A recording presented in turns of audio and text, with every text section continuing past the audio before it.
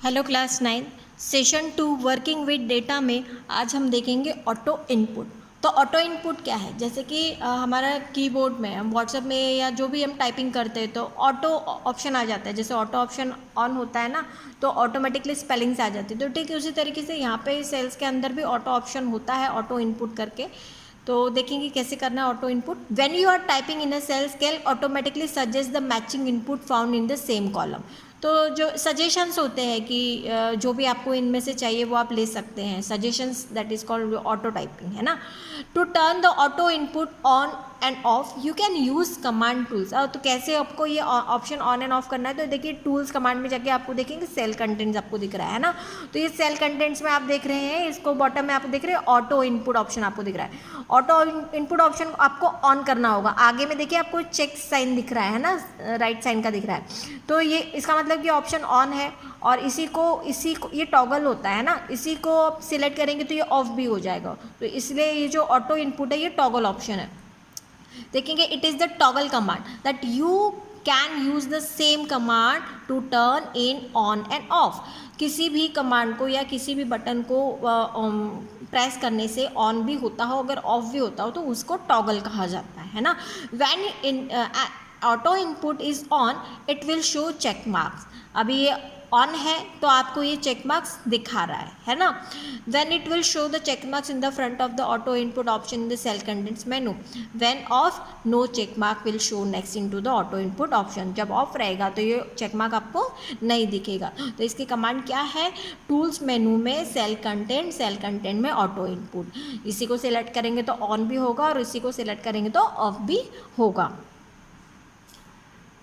Now the topic is naming a range. अब naming अ range का मतलब क्या है कि हमने जो रेंज सिलेक्ट की है उसको हम नाम दे के रख सकते हैं। नाम देने का क्या यूज़ है कि उस रेंज को हम फिर नाम से डिनोट कर सकते हैं। जहाँ कहीं पे भी हमको रेंज की ज़रूरत होगी, जहाँ किसी फॉर्मूले में अगर हमको रेंज डालना होगा तो हम नाम भी डाल सकते हैं, है ना। जो भी हमने रेंज को नेम दिया है वो, तो ये रेंज का नेम हमको कैसे देना है, तो सबसे पहले जो भी हमारी रेंज है उसको हम सिलेक्ट कर लेंगे। और सिलेक्ट करने के बाद में यहाँ पे देखिए आपको लेफ्ट साइड में एक बॉक्स दिख रहा है आपको, है ना। ये आपका फॉर्मूला बार है, फॉर्मूला बार के लेफ्ट साइड में आपको एक बॉक्स दिख रहा है, इसको कहा जाता है नेम बॉक्स। नेम बॉक्स हमको क्या करना होता है कि हमारी रेंज को सिलेक्ट करके यहाँ जाके हमारे जो रेंज है उसको नाम देना होता है, यहाँ जाके हम टाइप करते हैं, ठीक है। तो देखेंगे इसी को कैसे करना है। Select the range to be name. सबसे पहले जिस रेंज को भी हमको नाम देना है उसको हम सिलेक्ट करेंगे। After that type the name which is to be given to the selected range in the name box. तो जो भी हमको नाम देना है हमारी रेंज को, इस नेम बॉक्स में जाके हम टाइप कर देंगे एंड प्रेस द एंटर। तो इसी तरीके से हम रेंज को नाम देंगे। Whenever you need to refer to this range just click in the name box. जब भी आपको इस रेंज का काम होगा, कभी फॉर्मूला में या कभी कहीं कुछ, तो हम क्या करेंगे, यहाँ पे देखिए आपको ये ट्रायंगल ऑप्शन दिख रहा है, इस ट्रायंगल पे क्लिक करेंगे तो ड्रॉप डाउन मेनू आएगा। तो इसमें जितने भी रेंज को हमने नाम देख के रखा है वो रेंज हम यहाँ से सिलेक्ट कर सकते हैं, है ना। तो then just click the name box and pick the range name from its drop down list। यही चीज़ मैंने आपको बताई, इस लिस्ट में से आपको नेम रेंज को सिलेक्ट करना है। Alternatively you can create name for a selected range. अब अल्टरनेट मेथड क्या है कि आप कैसे कर सकते हैं, इंसर्ट मेनू में जाके नेम्स को लेंगे और नेम से डिफाइन कमांड में जाएंगे आप, है ना। फिर डिफाइन कमांड में जाने के बाद में आपको क्या करना होगा, नेम जो भी नाम देना है वो टाइप करके हमको बॉक्स में देना होगा, जो भी हमारे रेंज को नाम देना है। Then typing the name in the box and clicking the add button in the dialog box. तो वो डायलॉग बॉक्स में जो भी हमारा डिफाइन कमांड का जो डायलॉग बॉक्स आएगा उसमें ऐड बटन होगा। नेम टाइप करने के बाद में हमको उसको ऐड करना होगा, ऐड बटन पे क्लिक करना होगा। तो इस तरीके से हमारे रेंज को नाम मिल जाएगा। अब हम बात करेंगे एडिटिंग द डेटा। अब डेटा को कैसे एडिट किया जाएगा हमारे सेल के अंदर। तो ये एडिटिंग जो है ये दो तरीके की होती है। एक तो कंप्लीटली एडिट किया जाएगा डेटा को, या फिर पार्शियली एडिट किया जाएगा। पार्शियली मतलब बस स्पेलिंग में एक आध लेटर्स आपको बस चेंज करना है, जैसे ई टाइप हो गया, आपको ए चाहिए, इस तरीके से, दैट इज़ कॉल्ड पार्शियली। और कंप्लीटली मतलब क्या, पूरा का पूरा ही स्पेलिंग गलत है या पूरा का पूरा ही डिजिट गलत है तो हम कहेंगे कंप्लीटली, है ना। तो सबसे पहले हम मेथड देखेंगे कंप्लीटली। अगर आपको चेंज करना है तो चेंज करने के लिए आपको क्या करना पड़ेगा, जिस भी सेल की वैल्यू आपको चेंज करनी है सबसे पहले उस को वहाँ पे आपको माउस पॉइंटर लेके जाना होगा या उस सेल को सिलेक्ट करना होगा, है ना, क्लिक करना होगा उस सेल को, जिस सेल को भी आपको एडिट करना है। तो फिर उसके बाद में आप दो तरीके से कर सकते हैं, या तो आप फार्मूला बार में जाके भी आप कर सकते हैं या फिर डायरेक्टली ओवर राइटिंग कर सकते हैं। मतलब जो भी कंटेंट है उस पर हम ओवर राइट करके उस कंटेंट को इरेज कर सकते हैं और नया कंटेंट हम डाल सकते हैं। तो ये आपकी कंप्लीटली एडिटिंग हो जाएगी, मतलब पार्शियली एडिटिंग यहाँ पे नहीं होगा। देखेंगे, select the cells that you want to edit, उस सेल को सिलेक्ट कर लीजिए जिसको आपको एडिट करना है।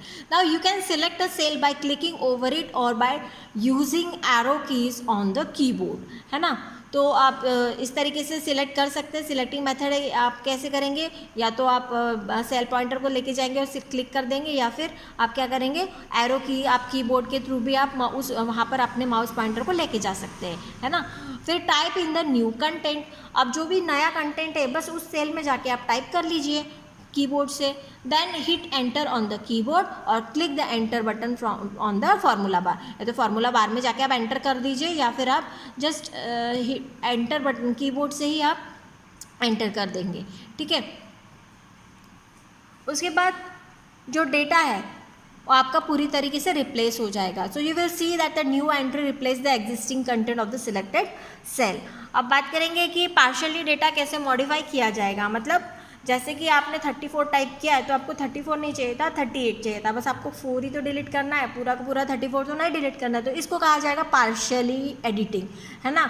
तो उसके लिए आपको क्या करना पड़ेगा, पूरा का पूरा डिजिट नहीं चेंज करना पड़ेगा, आपको सिर्फ एक डिजिट को चेंज करना है। तो ऐसे टाइम में आपको क्या करना है, माउस पॉइंटर को क्लिक करके फार्मूला बार में जाके आप फार्मूला बार में अपने कर्सर को उस पर्टिकुलर डिजिट या टेक्स्ट तक ले जाके या लेटर तक ले जाके आप उसको रिमूव करके आप नया कंटेंट डालोगे कीबोर्ड से, है ना।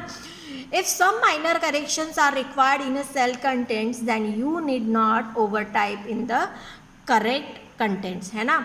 तो ओवर टाइपिंग आपको नहीं करनी है यहाँ पर, rather you can partially edit its content by following these steps। तो पार्शियली एडिटिंग आप इस मेथड से कर सकते हैं। सबसे पहले आपको सिलेक्ट करना होगा, select the cell that you want to edit, उस सेल को आप सिलेक्ट कर लिए जिसको आपको एडिट करना है। After that to edit its content either click on the formula bar और प्रेस F2। तो या तो आप फार्मूला बार पे क्लिक कीजिए या तो F2 प्रेस कीजिए, ये शॉर्टकट ध्यान में रखना है आपको। To edit its content either click on the formula bar और प्रेस F2। फार्मूला बार अभी आपको दिखाया भी था पहले, ये देखिए ये वाला आपको फार्मूला बार है, यहाँ पे जाके आपको कर्सर ले जाना है और फिर आप कर सकते हैं जो भी चेंजिंग आपको करनी है। Alternatively you can double click on the cell to be edited, या फिर उस सेल पे आप डबल क्लिक कर सकते हैं। तो डबल क्लिक करके आपका जो कर्सर है वो ब्लिंक करने लगेगा और डिज़ायर पोजीशन पे ले जाके आपको जो भी कंटेंट रिमूव करना है वो रिमूव करके नया कंटेंट आप ऐड कर सकते हैं by using the double click और बाय प्रेसिंग द F2 और by clicking on the formula bar. So these are the 3 methods you can edit the partially your content.